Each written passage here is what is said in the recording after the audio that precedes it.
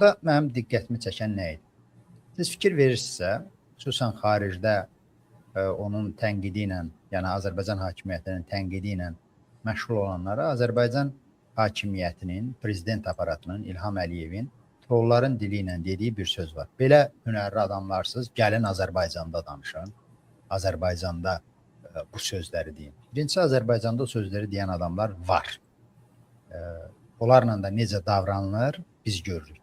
İkinci isə buradan görürük ki, Azərbaycan hakimiyyəti bərabər şərtlər altında hətta kobud, fiziki mübarizə aparmağa da gücü çatmır. Orada bizim gördüyümüz bir nəfər idi, Emin Hüseynov da bir nəfər idi, amma görürdünüz necə tülkü kimi qaçırdı.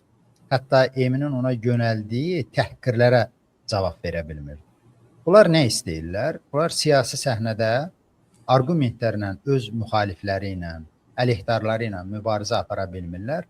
Ancaq vəhşi, fiziki zorakılıq yolunu bilirlər. Amma orada da tez-tez İlham Əliyevin istinad elədiyi mərdlik, kişilik prinsiplər çərçivəsində adamlarla davranmırlar.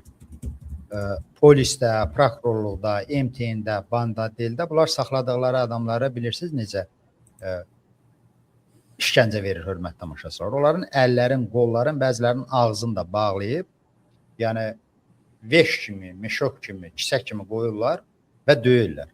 Bu da dediyim kimi nə siyasətə yaraşır, nə mərdliyə yaraşır. Hətta bədəvi dövrlərdə, qədim dövrlərdə, mədəniyyətin, sivilizasiyanın çox geridə qaldığı dövrdə düşmənlər bir-biri ilə bu formada rəftar eləyə bilmir. Azərbaycan xalqının da yaxşı bir misalı var da, deyir, igid yıxdığın kəsməz.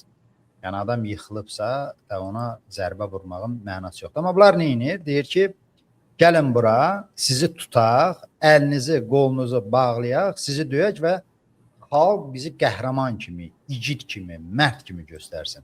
Yəni mən burada bu səhnədə gördüyüm məqam ondan ibarət idi ki, Azərbaycan xalqının da istəyirəm bu məsələ yaddaşına yaxşı tək olsun ki, bərabər imkanlar çərçivəsində Azərbaycan hakimiyyətinə nə siyasi, nə fiziki mübarizə aparmaq qüdrəti yoxdur. Bunlar aslanın belinə minmiş tülkülərdir, yəni hakimiyyətdə oturmuş qorxaqlardır. Hakimiyyəti itirdikləri anda, bax Emin Hüseynovun o gördüyü, izlədiyi adam ki var idi, qovladığı adam. O formada qaçacaqlar Azərbaycandan. O formada qaçacaqlar, çünki bunların özlərini müdafiə etmək üçün nə mənəvi, nə fiziki təpərləri qalmayıb qalmayacaqlar.